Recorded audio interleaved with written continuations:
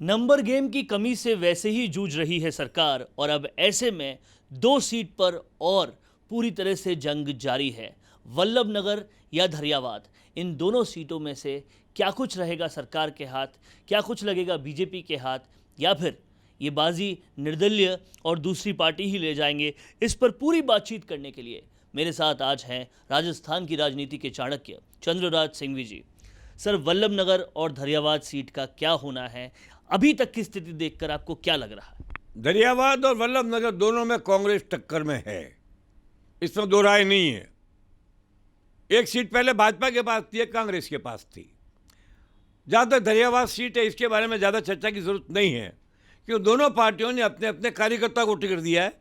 इसलिए किसी पर आरोप लगा और लांछन लगाना मैं उचित नहीं मानता। सवाल है वल्लभ नगर का। वल्लभ नगर के अंदर गुलाब चंद कटारिया और भिंडर की दुश्मनी दुनिया को मालूम है। भिंडर को टिकट लेने नहीं दिया, पार्टी में आने नहीं दिया, गुलाब जी की चल गई, टिकट कट गया।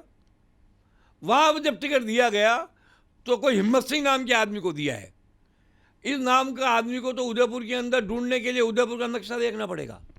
चित्तौड़ के सीबी जोशी का भागीदार पार्टनर वार्टनर कुछ छोटा मोटा ही है। इसका कोई नाम ही नहीं है कहीं, ये कार्यकर्ता ही नहीं रहा, दौरे में गया ही नहीं और टिकट दे दिया। मेरे को लगता है भाजपा वालों के टिकट वितरण कमेटी के दिमाग खराब थे, जो ऐसा गंदा टिकट दे दिया। ये हार पक्की है। चौथे नंबर पर मैंने कहा था 15 दिन पहले, कल अशोक गहलोत ने भी कह दिया कि भाजपा चौथे स्थान पर है, मैं सहमत हूँ। अब सवाल यही, जीतेगा कौन? तो मैं आपको समझा रहा हूँ, वह चतुष्कोणीय संघर्ष है। गुलाब जी की नाक और इज्जत का सवाल था डांगी को टिकट देना, तो गुलाब जी विरोधियों ने उनकी नाक काटने का पूरा प्रयत्न किया और जान करके डांगी के टिकट को कटवा दिया। अब अगर डांगी जीत जाता है तो गुलाब जी की इज्जत बढ़ जाएगी, जैन समाज की शाख बढ़ जाएगी। इससे डांगी के अपने वोटों के साथ जैन वोट पक्का का पक्का उस इलाके का डांगी को मिलेगा। जब ये मालूम पड़ जाएगा भाजपा को कि हमारा उम्मीदवार चौथे नंबर पर है, स्वयंवर में शामिल ही नहीं है, तब भाजपा के सामने भी एक प्रश्न पैदा होगा कि हमारे भाजपा के कार्यकर्ताओं के सामने होगा कि वोट किसको दें।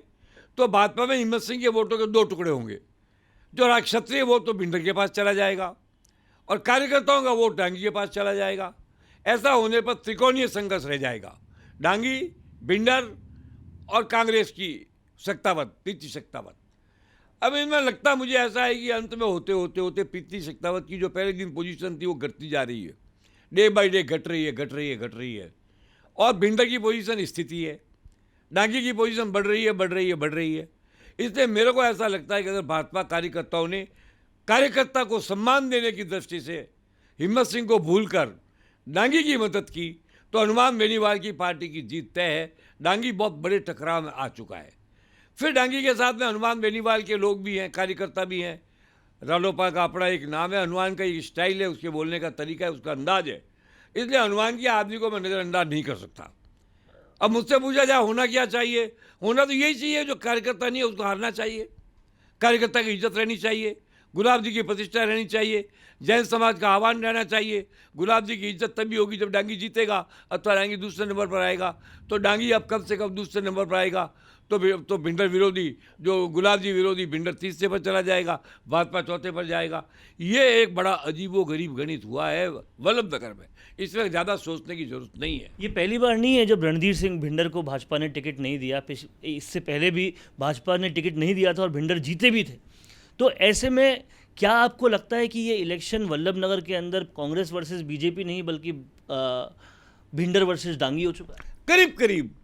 और भिंडर जब जीता था तब इतना विरोध नहीं था भिंडर का।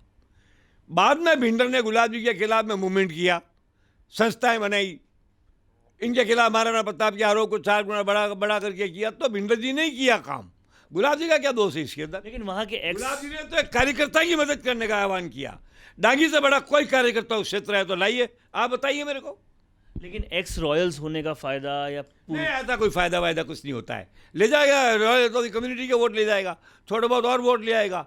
अब डांगी जिस रंग से बढ़ रहा है, अगले 3 दिन के अंदर अगर भारतीय जनता पार्टी के नेताओं के अंदर बुद्धि का 1% भी है, चाहे वो यहाँ के नेता हो, चाहे वहाँ के नेता हो, चाहे टिकट पत्रक हो, चाहे संघ के लोग हों, चाहे भाजपा के लोग हो, चाहे सतीश के लोग हो, चाहे चंद्रशेखर के लोग हो, उनमें अक्ल हुई तो कांग्रेस को हराने के लिए वो निश्चित रूप से अपने हिम्मत सिंह के सारे वोटों को डांगी की तरफ ट्रांसफर करेंगे, वरना कांग्रेस हारेगी नहीं। क्या आपको ये हनुमान बेनीवाल का भी एक स्ट्रेटेजिक स्टेप लगता है कि उन्होंने जाट से आगे बढ़कर एक ऐसी जाति विशेष को टिकट दिया जिससे वो अपने आप को 36 कौमों का बताने में सफल हो रहे हैं? तो किसने कहा कि हनुमान में अकल नहीं है? मैंने तो नहीं कहा। हनुमान बुद्धिमान आदमी है, वेरी गुड मैन।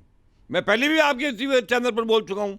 हनुमान की योजना और स्ट्रेटेजी इसी में है कि अकेला आदमी एक MP और 3 MLA लेके बैठा है, और हनुमान बेनीवाल ने सोच समझ करके डांगी को टिकट दिया है। वो जानता था कि गुलाब जी का हृदय धड़केगा तो डांगी के लिए धड़केगा, जैन समाज का हृदय धड़केगा तो डांगी के लिए धड़केगा, क्योंकि जैन समाज के सामने डांगी की हार जीत से ज़्यादा गुलाब जी की प्रतिष्ठा को बचाने का प्रश्न है। और क्षत्रिय है तो क्षत्रियों का एक अपना अलग रुतबा होता है, राजे महाराजाओं का प्रभाव होता है। मगर अब 3 हो गए राजपूत, तो वोट तो कट गया ना तीनों के आपस में। मेरे को पक्का लगता है कि डांगी और कांग्रेस के बीच टक्कर होगी। बिंडर और हिम्मत सिंह 3 से 4थे नंबर पे रहेंगे। और एक बार अगर डांगी अच्छे मत लाता है, जीत हार कुछ भी नहीं है, तो यह साबित हो जाएगा कि भाजपा के अंदर कार्यकर्ता की अवहेलना करने की सजा भाजपा को भी मिल सकती है। वरना ये तो समझते हैं हम दादागिरी से जायज को टिकट दे देंगे, कोई घर का राज है क्या टिकट दे देंगे? जो जनता को टिकट, जनता का मन आपके टिकट देने पर नहीं बदलेगा। कार्यकर्ता की छवि देखेगा, उसका काम देखेगा, 5 साल क्या किया है, कितना फील्ड में रहा है। जैसे एक बार आपने मुझे कहा था ओम बिरला CM बन सकते, जब मैंने कहा था ना कि वो कोटा की तहसील के ही बाहर नहीं जाएंगे, कैसे CM बन जाएंगे? ऐसा नहीं बनता CM।